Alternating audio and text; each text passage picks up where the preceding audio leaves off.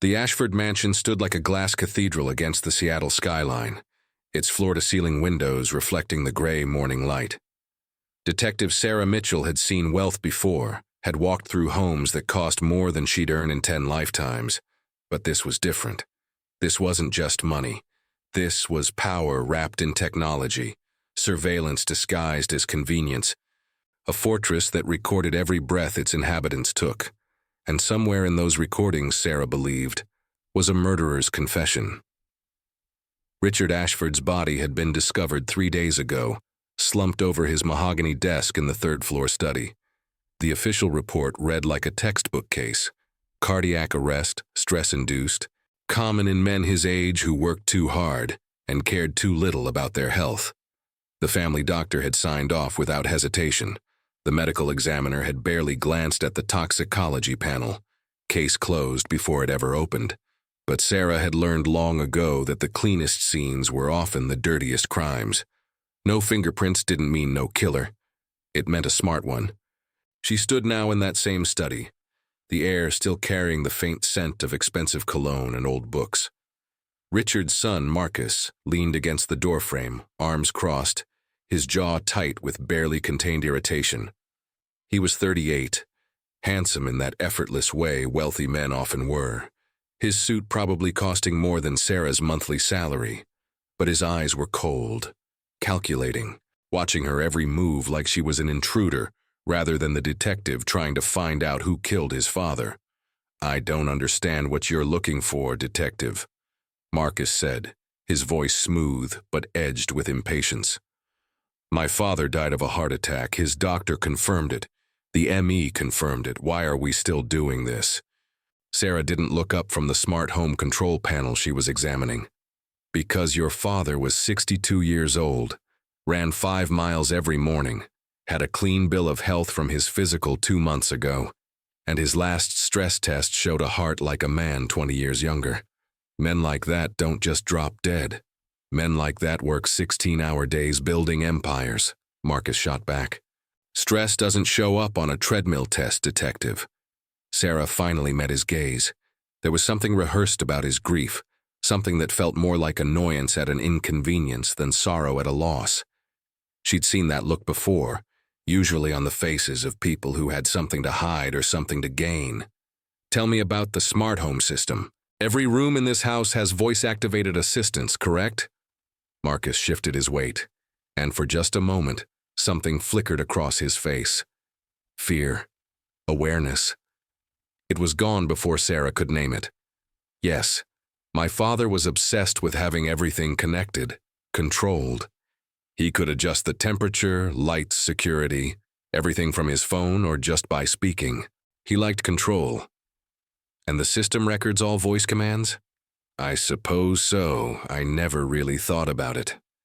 But the way he said it suggested he'd thought about it plenty. Sarah turned to the AI interface mounted on the wall, a sleek black panel that looked more like abstract art than technology.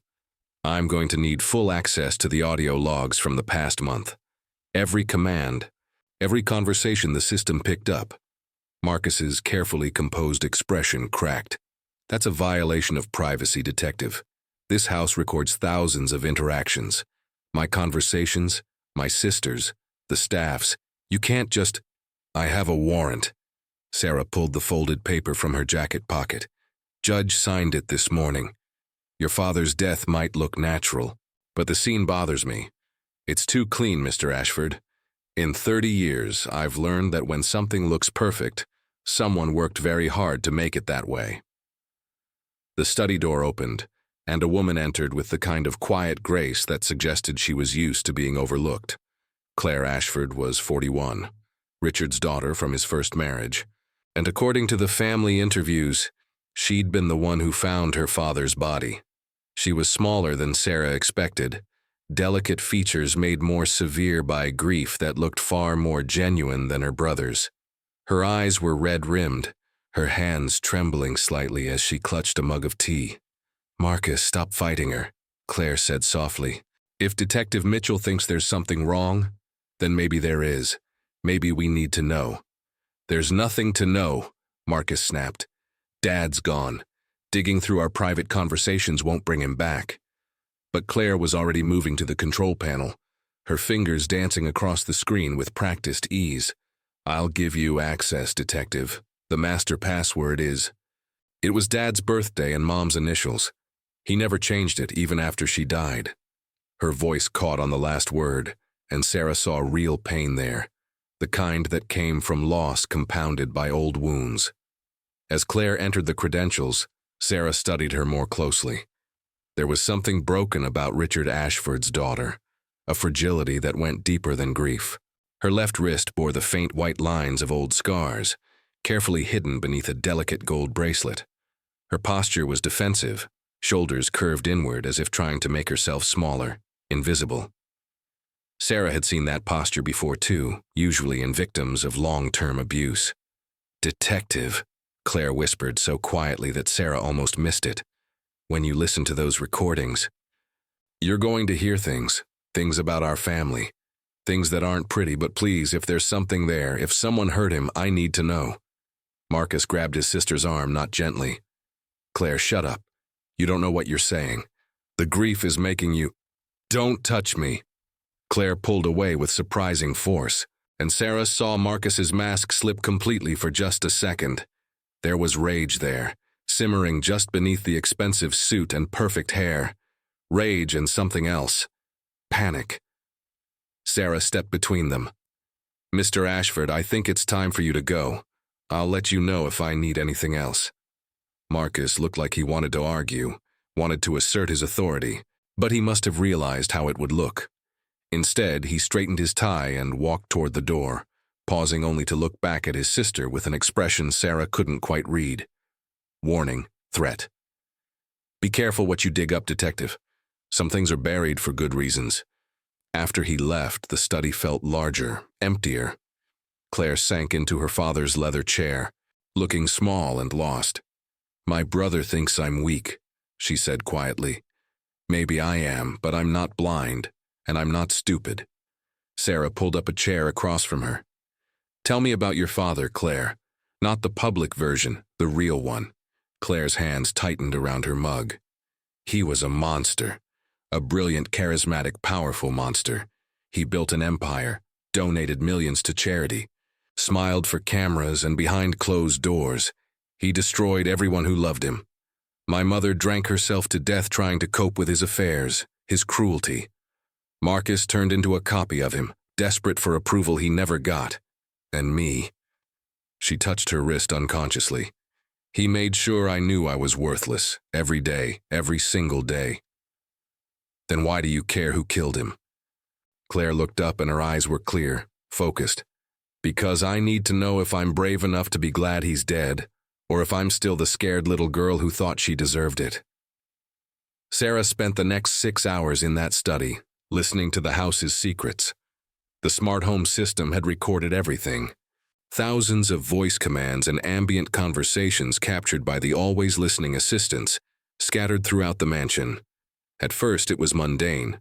Marcus ordering the lights dimmed, Claire asking about the weather, staff requesting the thermostat adjusted.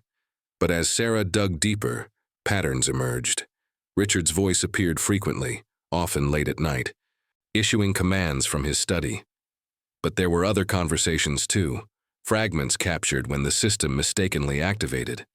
Sarah heard arguments, bitter and vicious. She heard Richard belittling his children, his voice dripping with contempt. She heard Claire crying in her room, asking the assistant to play music loud enough to drown out her father's voice down the hall. She heard Marcus pacing, muttering to himself about inheritance, about waiting, about justice. And then, buried in the recordings from the night Richard died, Sarah found it. Not a confession. Something subtler, more damning. The timestamp read 11:47 p.m. Richard's voice, slurred slightly, commanded the study lights to dim. Then, 15 minutes later, another voice, barely above a whisper. "Increase study temperature to 85 degrees. Disable environmental alerts. Lock study door from inside." Sarah's heart raced as she isolated the audio, cleaned it up, ran it through voice analysis software. The system identified the speaker with 98% certainty. She played it again, listening not just to the words, but to the emotion beneath them. There was no rage in that voice, no hatred, just exhaustion, resolution, the sound of someone who had finally decided that enough was enough. She found Claire in the garden, sitting on a stone bench surrounded by roses her mother had planted 20 years ago. The younger woman looked up as Sarah approached, and somehow she already knew. "You found something," Claire said. It wasn't a question. Sarah sat beside her, the warrant and her badge suddenly feeling heavier than they should. "Your father was taking medication for high blood pressure. Powerful stuff, beta blockers that kept his heart regulated. But that night, someone replaced his regular dose with a massive amount, combined with a calcium channel blocker that would have been nearly impossible to detect in a standard tox screen. They also manipulated the smart home system to raise the temperature in his study to dangerous levels and disable the alerts that would have warned him. He essentially died of heat stroke combined with cardiac arrest, all while the house he controlled so carefully quietly killed him." Claire's face remained calm, eerily so, and the voice on the recording. The system picked up commands given in a whisper. Someone who knew exactly how the technology worked, who understood that the assistants would respond even to quiet voices as long as the wake word was clear. Someone who had access to his medication, who knew his routines, who had watched and waited for the right moment. "My brother," Claire said flatly. "Marcus has been managing Dad's medical supplies for years. He has keys to everything, knows every password, and he inherits 60% of the estate. It has to be Marcus." Sarah pulled out her phone, played the cleaned-up audio. The whispered commands filled the garden, and Sarah watched Claire's face carefully. Recognition, understanding. And then slowly, something that looked like relief. "That's not Marcus," Claire whispered. "That's me." The confession hung in the air between them like morning mist. Sarah had suspected, of course, had known from the moment she heard that voice that it belonged to the broken woman who had spent 41 years being systematically destroyed by the man who should have protected her. But hearing it spoken aloud was different. "I need you to tell me everything," Sarah said quietly. Claire stared at her hands, and when she spoke, her voice was distant, detached, as if she was describing something that happened to someone else. "He started when I was 12, not sexually, nothing anyone could see or report. Just words, constant, relentless words about how I was worthless, stupid, a disappointment, how I'd never be good enough, never achieve anything, never matter. My mother tried to protect me, but she was fighting her own battles with him. When she died, it got worse. He'd call me into his study, lecture me for hours about my failures, compare me to Marcus, tell me I was lucky he even let me live in his house." Sarah stayed silent, letting Claire find her own pace. "I tried to leave. When I was 23, I got engaged to a wonderful man, David. He was kind and gentle and everything my father wasn't. Dad destroyed him, bankrupted his family's business, spread rumors, made him choose between me and his entire future. David left. I tried to kill myself 2 weeks later. The scars on my wrist? Those are from the first attempt. There were others, less obvious. Pills mostly. But I was never quite brave enough to finish it." "What changed?" Sarah asked. Claire looked up at the mansion, its glass walls reflecting the afternoon sun. 3 weeks ago, I overheard Dad talking to Marcus about me. I wasn't supposed to hear it. The smart assistant in the hallway, activated accidentally, picked up their conversation. Dad was laughing, telling Marcus that keeping me around was like having a pet that you could kick whenever you needed to feel better. Marcus laughed with him, my own brother. And I realized that nothing was ever going to change. I could live another 40 years in this house being their punching bag, or I could be brave for once. So you researched how to kill him. I researched everything. Medications, toxicology, how the smart home system worked. I spent weeks planning, making sure I understood every detail. I'm not stupid, detective, no matter what my father said. I have a degree in computer science. I know how these systems work, how to manipulate them, and I knew his routines better than anyone. He was a creature of habit. Every night, same time, same medication, Same study. Claire's voice was steady now, almost clinical. The night it happened, I replaced his beta blockers with a massive dose combined with calcium channel blockers I'd been stealing from the pharmacy over several weeks.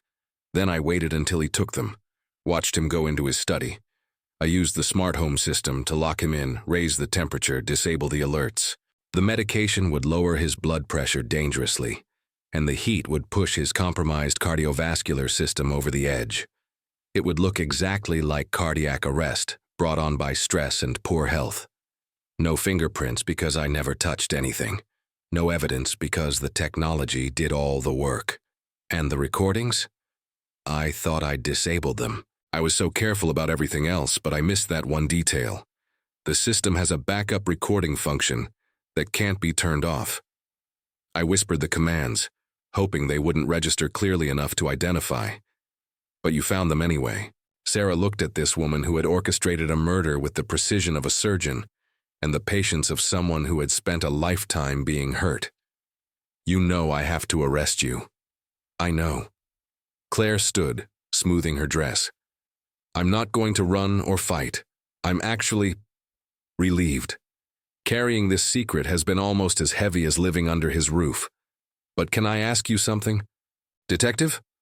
What? When you listened to all those recordings, when you heard how he treated me, treated everyone in this house, did you think he deserved what happened to him? Sarah had been a cop for 30 years. She'd sworn an oath to uphold the law, to find justice for victims regardless of who they were or what they'd done. But she'd also seen the aftermath of abuse, the way it hollowed people out, left them shells of who they could have been. She thought about Claire at 12, hearing her father's first cruel words. Claire at 23, bleeding out in a bathtub. Claire at 41, finally finding the courage to end her nightmare the only way she knew how. What I think doesn't matter, Sarah said carefully. The law is the law. But you do think something. I can see it in your eyes. Sarah stood, pulled out her handcuffs. Claire Ashford, you're under arrest for the murder of Richard Ashford. You have the right to remain silent. As she read Claire her rights, Sarah noticed Marcus watching from a second-floor window. His face was unreadable, but there was something in his posture that suggested he'd known. Maybe not the details, but the outcome. Maybe he'd even suspected what his sister was capable of, and had done nothing to stop her, content to let someone else remove the obstacle between him and his inheritance. Claire held out her wrists without resistance. Thank you, Detective. For arresting you? For listening to the recordings? For hearing the truth? For treating me like someone who mattered? Even if it's only because I'm a murderer. Claire smiled, and it was the saddest thing Sarah had ever seen. It's more than he ever did. The trial lasted 3 months. The prosecution presented the audio evidence, the toxicology reports, the timeline Sarah had constructed. It was airtight, undeniable. Claire's defense team argued diminished capacity, decades of psychological abuse, self-defense against ongoing emotional torture. They brought in psychologists who testified about complex trauma, about the ways long-term abuse could warp decision-making, about the impossible situations victims found themselves in when all legal avenues failed them. The jury deliberated for 6 days. In the end, they found Claire guilty of second-degree murder, acknowledging the premeditation but recognizing the extraordinary circumstances. The judge sentenced her to 12 years, eligible for parole in 8. It was, everyone agreed, a compromise. Not justice exactly, but perhaps something closer to mercy. Sarah attended the sentencing. She watched Claire stand before the judge, her posture straighter than it had been that day in the garden, her voice clear when she declined to make a statement. As the bailiffs led her away, Claire caught Sarah's eye and mouthed 2 words. Thank you. Later, as Sarah packed up the case files, she listened one more time to those whispered commands hidden in the smart home recordings. She heard the exhaustion, the resignation, the quiet determination of someone who had finally reached their limit. And she thought about all the other voices buried in those recordings, the evidence of decades of cruelty that a jury would never hear, that a judge would never consider. The Ashford mansion was sold 6 months later. Marcus took his inheritance and moved to New York, where he started a venture capital firm and married someone young enough to be his daughter. The smart home system was dismantled, its recordings erased, its secrets silenced. But Sarah kept a copy locked in a secure file she'd probably never open again. A reminder that sometimes the truth was more complicated than the law allowed, that monsters didn't always look like monsters, and that justice didn't always arrive in the courtroom. 3 years later, Sarah received a letter from Claire. She was doing well in prison, had started teaching computer science to other inmates, had finally started therapy to unpack 41 years of trauma. She'd heard that Marcus's business had failed, that his marriage had dissolved, that he was facing allegations of financial fraud. The letter didn't gloat or celebrate, just noted these facts with the detached interest of someone who had moved beyond caring. At the end, Claire wrote, "I think about that day in the garden often when you found me among my mother's roses. You asked if I was glad he was dead, and I said I needed to know if I was brave enough to feel that way. I know now. I'm not glad he's dead. I'm glad I'm alive. For the first time in my life, I'm actually genuinely alive. Even in here, maybe especially in here. Thank you for giving me that. Thank you for seeing me." Sarah folded the letter carefully and put it with the case file. She thought about fingerprints, about the evidence we leave behind, about the ways technology could capture our voices but never our whole truth. She thought about Claire Ashford, who had used her father's beloved smart home system to orchestrate his death, who had been caught by the very technology she'd tried to control, and who had somehow found freedom in the consequences. The case was closed. The killer had been found. Justice, in its imperfect way, had been served. But Sarah knew that the real story, the true complexity of what had happened in that glass mansion, could never be fully captured in police reports or court transcripts. It lived in those recordings, in the whispered commands of a woman who had finally chosen herself, in the silence that followed a monster's death. And sometimes, late at night when sleep wouldn't come, Sarah would remember that moment in the garden when Claire had confessed, when she'd stood there without fear or shame and said the words that would send her to prison. She'd looked peaceful then, almost serene, like someone who had carried an impossible weight for so long that even prison felt lighter than freedom under her father's roof. The smart home had recorded everything, but it had understood nothing. Understanding required empathy, context, the ability to hear not just voices but the stories they carried. And that, Sarah thought, was still something only humans could do. For better or worse, for justice or mercy, for the letter of the law or the truth that lived in the spaces between. What would you have done in Detective Mitchell's position? When the evidence is clear but the truth is complicated, when justice and mercy pull in different directions, how do you decide what's right? Subscribe and hit that like button for more stories about the thin line between victim and criminal, the secrets hidden in our technology, and the cases that haunt the detectives who solve them. Until the next case.